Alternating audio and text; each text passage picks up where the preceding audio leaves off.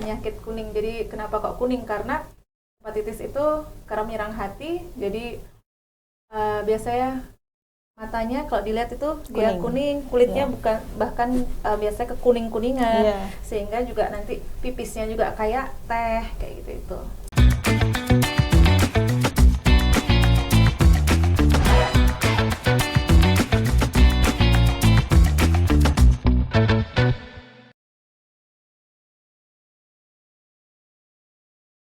Halo Tribuners, kembali lagi bersama saya Septiana Cahyani Eka Saputri dalam podcast Cakap Sana Cakap Sini.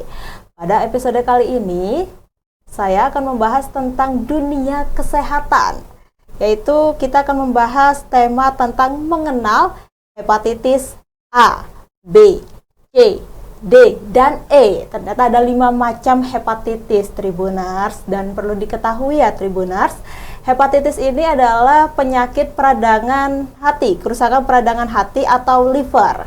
Biasanya hepatitis ini disebabkan oleh infeksi virus, infeksi cacing, mengonsumsi alkohol berlebih, atau mengonsumsi obat-obatan tertentu. Nah, untuk Tribuners, untuk mengetahui informasi lebih lanjut tentang hepatitis ini seperti apa sih, atau mengenal lebih lanjut tentang macam-macam hepatitis A, B, C, D, dan E, ya, tentang gejalanya, apa itu hepatitis A, B, C, D, E, terus proses penyembuhannya bagaimana, itu kita di studio Tribun Jatim Network ini telah hadir dengan Ibu Dr. Kartika Fitarini. Beliau adalah dokter umum dari RSI Unisma Malang. Selamat pagi Ibu. Selamat pagi Mbak. Ya, sehat ya Bu ya? Alhamdulillah. Mbak gimana, sehat? Sehat, alhamdulillah Ibu. Ya, Ibu dengan Ibu Dokter Kartika. Ya, mungkin bisa disapa dulu Ibu Tribuners yang ada di rumah. Assalamualaikum, selamat pagi. Saya Dokter Kartika, yang saat ini saya sebagai dokter umum di RSI Unisma. Perkenalkan, pada pagi hari ini saya ingin berbicara ya Mbak ya, tentang hepatitis A, B, C, dan D, dan E ya.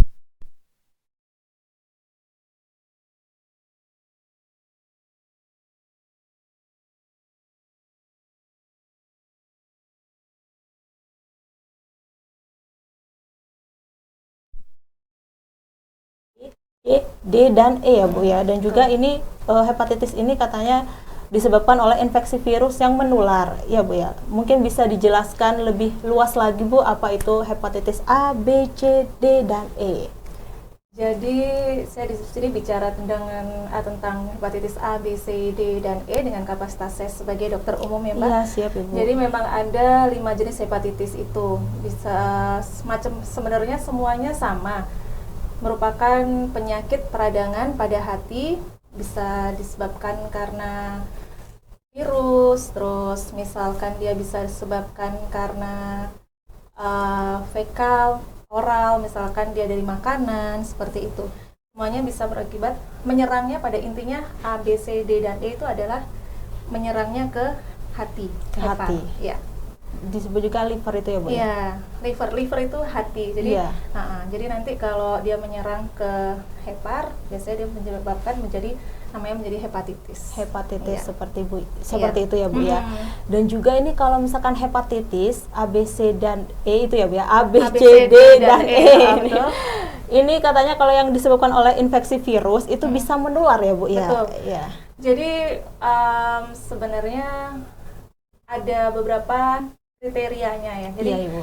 ada hepatitis A, B, C, D, dan E. Semua itu menular karena dia dari virus tuh cirinya dia bisa menularkan ke orang lain. Tapi jenis penularannya yang biasanya yang berbeda-beda. Itu seperti apa Bu? Proses penularannya hepatitis itu? Kalau hepatitis A biasanya dia itu penularannya melalui makanan, terus kebersihan yang kurang. Minuman juga bisa Ibu? Bisa, yang berkontaminasi dari orang yang terkena hepatitis itu, atau dari misalkan alat mandi seperti handuk yang dipakai bersama-sama, seperti itu. Oh, alat mandi juga bisa terkena. Alat mandi, terus peralatan piring, gelas gitu ya Bu ya. Asalkan dia terkontaminasi dari orang yang terkena virus hepatitis itu sendiri ya Bu ya. Ya, kalau hepatitis B, C itu biasanya B, terutama B itu biasanya karena darah, dari darah, iya. dari cairan vagina, Iya. cairan semen, terus dari hubungan seksual seperti itu bisa semua. Itu B dan C, dari Iya. transfusi darah, Ha-ha. berhubungan seksual, terus cairan vagina B dan C ya Bu ya.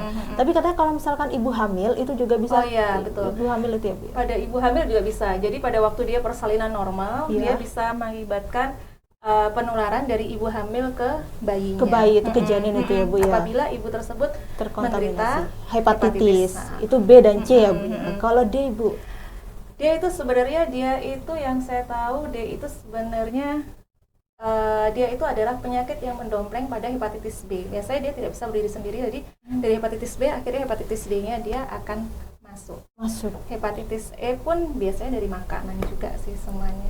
makanannya ya Bu ya.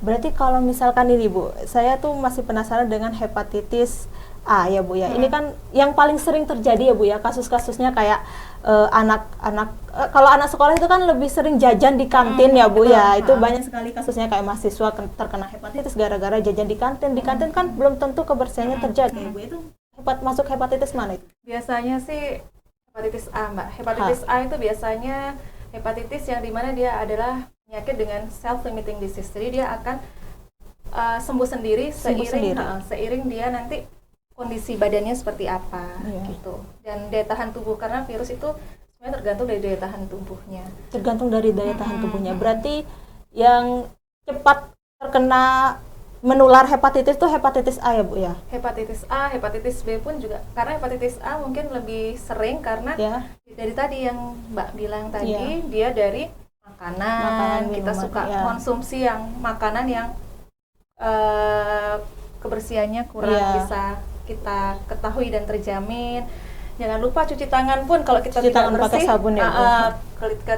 Ketika kita keluar dari toilet juga cuci tangan ya Bu ya. Iya. Apalagi Karena, toilet itu kan banyak kumannya ya Bu. Nah, dari tinja pun bisa. Dari tinja pun juga bisa ya Bu ya. Iya, dan apalagi kalau di kantin tuh kan kadang airnya tuh cuma dua ya Bu ya. Air yang unsur kotor terus sama bersih itu dibolak-balik sama.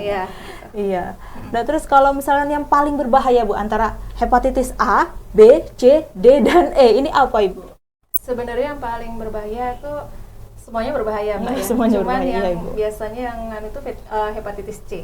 Hepatitis C itu dia bisa menyebabkan sirosis hepatis sampai dengan CA hati. B pun juga. B itu ada yang akut, ada yang kronik. Kalau akut yang diketahui secara cepat ya dia akan diobati secara cepat juga.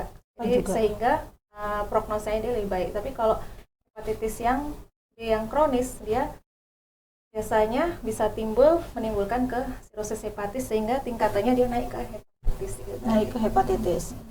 Dan ini hepatitis ini bisa menyebabkan kematian nggak sih Bu? Bisa sih Mbak. Bisa. Bisa. Ya tadi itu kalau kita sudah ke sirosis hepatis, biasanya semakin susah untuk mengobatinya. Itu proses pengobatan hepatitis itu berapa lama sih Bu? Tergantung Mbak. Biasanya kalau kita kalau sudah dilihat dari jangkanya itu dilihat dari dia masuk ke hepatitis yang mana dulu. Biasanya kalau sudah virusnya dia virus hepatitis B yang sudah kronik, biasanya dia akan disembuhkan dengan obat-obat virus, tapi virusnya itu intinya itu kayak seperti ditidurkan. Nanti terus setelah itu nanti dengan dimonitor terus sama dokter, dicek antibodinya. Seperti itu ya Bu ya. Dan Bu Dokter, ini sepertinya ada pertanyaan. Ini kan juga diupload ke media sosial ya Bu ya. Ini ada pertanyaan dari netizen Bu Dokter. Ini netizen, kalau misalkan Unisma ini sebutannya RSI Unisma Malang ini sebutannya apa untuk kalau di saya kan Tribuners gitu. Belum ada. Ya udah, ini ada bikin sebutannya apa? Ini ada Tribuners, pertanyaan dari Tribuners dari Hansel_HTN Bu Dokter. Ini pertanyaannya ya Bu Dokter. Hepatitis itu ada cara deteksi dininya nggak ya Bu? Hepatitis ya, deteksi dininya. Jadi hepatitis itu gejala-gejalanya awal itu sebenarnya dia itu kayak mual, muntah, terus rasa nggak enak pada perut biasanya, terus juga dia kalau sudah mulai mengarah ya biasanya kuning, pipisnya juga seperti teh kayak gitu. Seperti teh. Pipisnya kayak teh, jadi coklat seperti teh. Tadi saya tambahkan kalau pada sirosis biasanya dia sudah bisa muntah darah, buang air besar, buang air besar kayak gitu. Jadi deteksi dini ya mungkin pada saat ini kan kita lebih baik kita dengan kesadaran diri sendiri kita mengecek sendiri untuk deteksi dini di labnya, misalkan kita kena virus hepatitis apa enggak, seperti itu ada semua di lab, bisa di medical check up. Nanti kalau misal dia negatif, terus dia belum mempunyai antibody, boleh divaksin. Ada vaksinnya juga ya, hepatitis ada. Itu berapa kali, Bu, dokter? Kalau vaksinnya hepatitis? Kalau pada orang yang dewasa biasanya dia 3 kali. 3 kali? Insya Allah 3 kali. Itu jadi per bulan, per minggu, atau per tahun? Jadi biasanya divaksin 1 kali. Awal. Selanjutnya 1 bulan. Selanjutnya bisa 5 sampai 6 bulan berikutnya. Itu tergantung antibodinya juga nggak sih, Bu? Apa nanti harus dicek. 3? Oh, dicek nanti dicek dulu. Apakah dia sudah memiliki antibodi atau belum. Terus riwayat penyakit juga dicek juga ya, Bu ya? Selain misalkan dia punya hepatitis terus punya penyakit lain gitu, Bu? Biasanya kalau hepatitis ini kita lihat, apalagi kalau kita punya faktor risiko. Misal faktor risiko itu apa sih? Misal kita pernah kontak dengan pasien-pasien atau orang yang dengan riwayatnya adalah sirosis hepatis, atau riwayat pasien dengan CA liver, atau Bu, kita punya riwayat sebagai mohon maaf untuk narkotika atau alkohol, seperti itu. Alkohol ya biasanya. Iya, Ibu. Itu biasanya lebih baik kita cek untuk hepatitis itu. Jadi hepatitis itu sama menakutkannya juga sih. Sama menakutkannya juga ya, Bu ya. Kayak HIV/AIDS kayak gitu. Cuman kan penularannya dia lebih infeksius ya, Bu ya. Dan ini kan hepatitis A, B, C, D, E semuanya bisa sembuh kan ya, Bu ya? Ada yang nggak bisa sembuh nggak sih, Bu? Kalau hepatitis C itu sudah sangat parah, fatal gitu. Sudah susah. Susah untuk disembuhkan. Cuman ya prognosanya tidak bagus gitu. Kalau saya bilang tidak bisa disembuhkan, ya kita ini lagi ya. Cuman prognosanya yang tidak bagus ya, Bu ya. Hepatitis B pun masih bisa diobati. Banyak pasien yang bisa sembuh dalam tanda kutip, biasanya virusnya dikasih obat gitu. Virusnya dikasih obat itu proses penyembuhannya berapa lama, Bu? Tergantung, Mbak. Nanti biasanya dicek. Cek kembali ya, Bu ya. Dicek lagi. Nggak kira-kira kebanyakan pasiennya itu berapa lama? Bisa bertahun-tahun, bisa 6 bulan. Bertahun-tahun juga, 6 bulan, setahun. Nanti minum obat yang teratur. Minum obat yang teratur ya, Bu ya. Tapi ada gak sih, Bu, pasien tuh yang males minum obat gitu, Bu? Ya pasti ada. Ada ya, Bu ya. Namanya juga kalau minum obat harus tiap hari dengan keteraturan minum obat, ketaatan. Kita pun bahkan kalau kadang kita sendiri pun tidak memungkiri, bahkan kita kalau sakit yang biasa harus minum antibiotik kan kadang juga bolong-bolong, padahal antibiotik hanya 5 hari ya. Iya, Ibu. Ya, Ibu. Baik. Ini ada pertanyaan selanjutnya, Ibu, dari Tribuners. Ini dari @mutiahar. Apakah betul hepatitis rentan terjadi pada anak-anak, Bu? Hepatitis tipe apa yang paling banyak terjadi pada anak? Hepatitis pada anak-anak. Hepatitis pada anak itu bisa saja terjadi. Biasanya karena kaitannya dengan infeksi dari adenovirus. Jadi anak-anak kan biasanya kayak tadi, biasanya suka jajan ya, terus biasanya dia kebersihan tangan yang kurang, dia suka masukkan tangan ke mulut kayak gitu ya. Seperti itu, dia suka jajan sembarangan.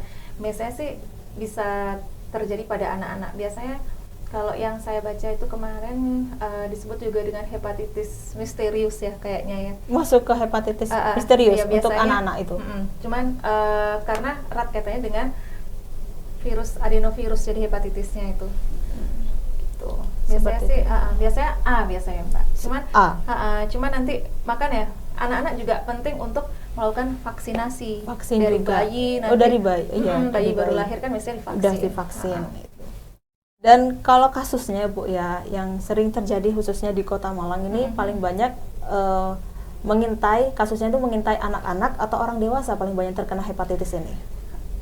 Itu dari penelitian ya berarti ya. Kalau yang Iya. dari yang saya tahu ya masih yang sama sih ya Mbak. Cuman kayaknya kalau saya tahu karena saya kerjanya di unit gawat darurat, jadi yang saya sering lihat adalah di hepatitis yang pada orang dewasa ya. Orang dewasa itu. Kan yang saya tahu biasanya dalam 1 tahun sekitar ada 200 hepatitis B yang baru maksudnya. Yang baru. Kasus.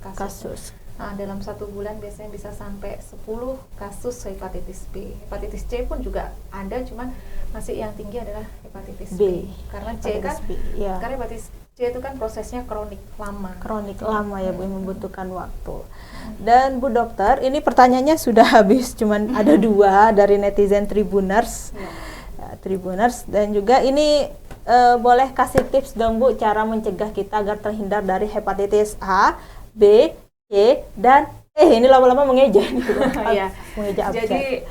Jadi memang kesehatan itu sangat penting ya Mbak ya. Jadi kesehatan sangat penting, deteksi dini pun sangat penting. Jadi ketika kita mengetahui gejala-gejala, yang nomor 1 adalah jangan terlalu panik karena kita ada rumah sakit yang buka, ada dokter yang selalu siap membantu.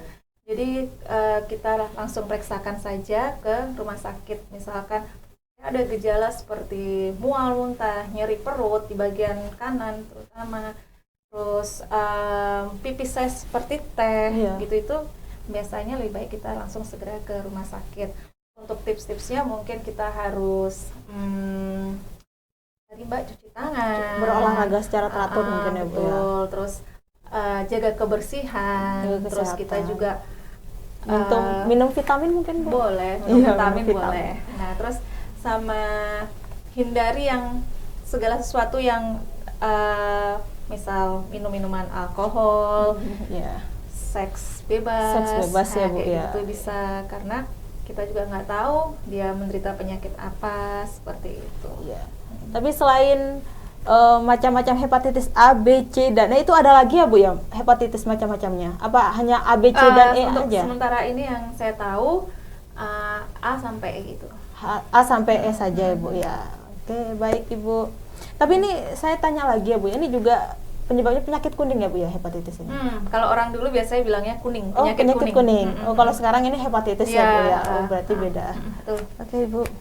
Penyakit kuning. Jadi kenapa kok kuning? Karena hepatitis itu karena menyerang hati. Jadi biasanya matanya kalau dilihat itu dia kuning, kulitnya bukan, bahkan biasanya kekuning-kuningan, sehingga juga nanti pipisnya juga kayak teh, kayak gitu itu. Seperti itu ya Bu ya. Ya, baik. Baik Ibu Kartika Fitarini, terima kasih Bu atas waktunya, telah hadir, meluangkan waktunya ya Bu ya untuk hadir di studio Tribun Jatim Network untuk membahas tentang mengenal macam-macam hepatitis A, B, C, D, dan E. Ini pasiennya ditinggal dulu ya Bu ya sama Ibu. Iya, khusus untuk Tribun ya Bu ya, Tribun Jatim Network ya. Baik, terima kasih ya Bu ya atas waktu dan kesempatannya. Baik Tribuners, sampai di sini dulu perjumpaan saya kali ini. Tadi kita sudah membahas tentang mengenal macam-macam hepatitis A, B, C, D, dan E. Dan untuk itu Tribuners tetap jaga kesehatan dimanapun Tribuners berada. Jadi saya Septiana Cahyani Eka Saputri dan Ibu Dokter Kartika Fitarini pamit undur diri dan sampai jumpa, sampai bertemu di episode Cakap Sana Cakap Sini edisi kesehatan selanjutnya. Dadah.